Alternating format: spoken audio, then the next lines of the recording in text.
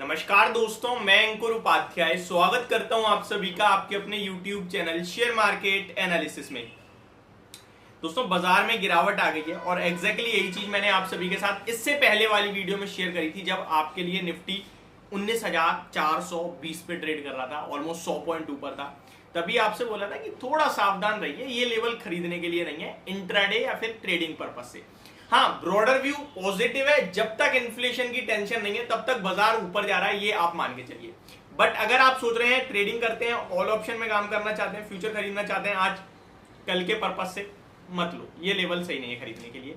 और ये भी कहा था, ये मेरा पर्सनल व्यू है, ऐसा कोई डाटा सजेस्ट नहीं कर रहा है, और पर्सनल व्यू एकदम ठीक निकला। अब आते हैं स्टॉक्स पे।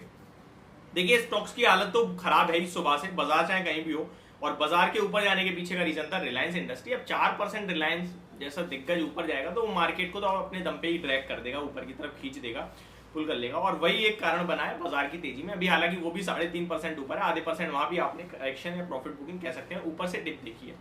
एडवांस डिक्लाइन का रेशो जो है वो थोड़ा और स्ट्रेच होता हुआ दिख रहा है। अब 1200 शेयर्स नीचे हुए एनएससी पे और 770 शेयर्स ऊपर है। तो अब एडवांस और डिक्लाइन में डिक्लाइनिंग शेयर्स और ज्यादा हो गए, यानी गिरने वाली संख्या शेयर्स की और बढ़ती हुई दिख रही है। अब यहां मैं आप सभी के साथ बात करने वाला हूं दो ऐसे दिग्गज के बारे में जिनमें बड़ी तेजी बनी थी 3 से 4 ट्रेडिंग सेशन पहले, और मैंने वीडियो भी बनाई थी, आप सभी के साथ एक चीज शेयर करी थी। देखिए, दोनों दिग्गज हैं, कोई दिक्कत नहीं है इन कंपनी के फंडामेंटल्स में। बट क्योंकि ये स्टॉक आज बहुत भाग रहे हैं और आप केवल तेजी देख के खरीद रहे हो तो गलत कर रहे हो। स्टॉक का नाम है बजाज फाइनेंस, बजाज फिनसर्व। दोनों ही स्टॉक्स तूफानी तेजी में आए थे और तेजी के पीछे का रीजन था इनके Q1 के अपडेट। बजाज फाइनेंस ने अपने Q1 के अपडेट पेश करे थे। दिन था आपके लिए 3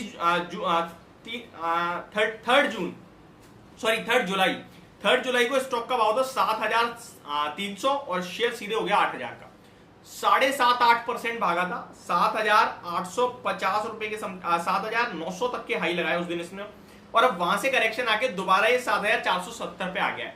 अब सवाल ये उठ रहा है कि क्या खरीदना चाहिए या फिर ऊपर में फंस गए, अब हम क्या करें। तो देखिए, दोनों ही चीजों पे आपके साथ बात करूंगा। इन्वेस्टमेंट पर्पज से बजाज फाइनेंस 5600 रुपए पे आपके साथ शेयर कर रहा था कि ले लो, ये डबल होगा यहां से। बजाज फिनसर्व आपके लिए अराउंड 1400 पे बोला था। आज बजाज फिनसर्व की वैल्यू आप देखोगे अराउंड लगभग 1600 रुपए, और अभी रिसेंटली इसने 1650 का हाई लगाया है। ये ऐसे स्टॉक है जो लॉन्ग टर्म में आपकी वेल्थ क्रिएट कर सकते हैं, इतनी पावर रखते हैं, इनके फंडामेंटल्स बहुत दमदार हैं। आप अगर इनको नॉर्मली चेक करना चाहोगे ना, शेयर के प्राइस को छोड़कर, तो किसी भी इलेक्ट्रॉनिक शॉप पे जाइए जो कि आपको फ्रिज, टीवी या मतलब कोई ऐसा प्रोडक्ट जो आप ईएमआई पे लेते हो, तो सबसे पहले और सबसे प्रेफर्ड ऑप्शन रहता है शॉप पे, जो दुकान वाला होता है, शॉपकीपर होता है, वो आपसे कहेगा कि भैया बजाज वाले आपका फाइनेंस कर देंगे। बजाज फिनसर्व या फाइनेंस कोई भी होगा जो बजाज ग्रुप से आपका फाइनेंस कर देगा। सबसे ज्यादा वहीं पे इनके कहीं ना कहीं डीलर खड़े हैं बेचने के लिए बजाज फाइनेंस फिनसर्व का कार्ड, और ये मार्केट को दबा के कैप्चर कर रखा है इन्होंने। तो बिजनेस में कोई दिक्कत नहीं है, आप निश्चिंत होकर खरीदो। बट जब आती है बात भाव की, तो भाव आपको बताता है कि गलत कर रहे हो सही कर रहे हो। अब अगर किसी ने 8,000 पे लिया है तो मेरा सिर्फ एक ही सवाल है, क्या वो पैसा नहीं बनाएगा? बिल्कुल बनाएगा, समय लगेगा।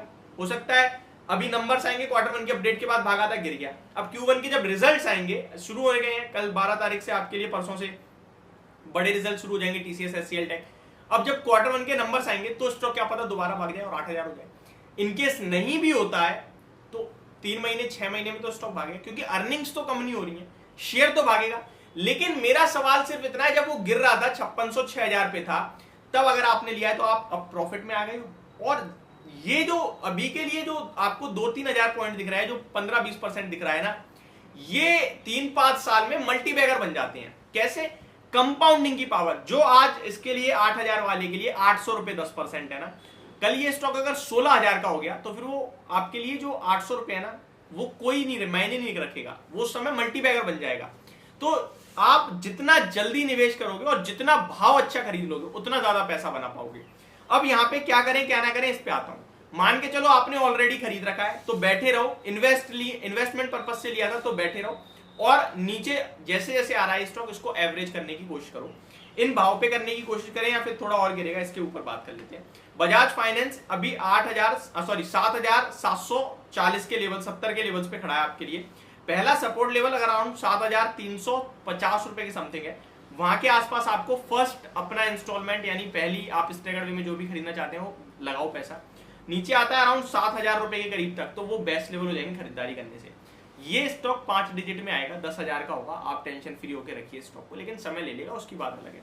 वैसे भी मल्टीबैगर शेयर रहा है, हाई ग्रोथ स्टॉक है, तो मोमेंटम और वॉलेटाइल रहेगा ही रहेगा।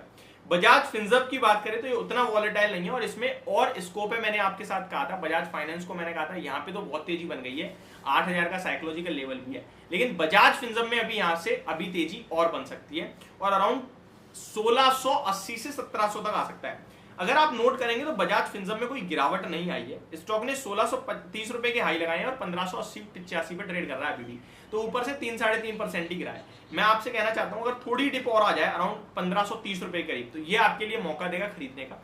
1530 पे खरीदें, लगभग 1400 रुपए का स्टॉप लॉस रखें और दोबारा से आपको 1600 और 1650 रुपए के लक्ष्य देखने को मिलेंगे।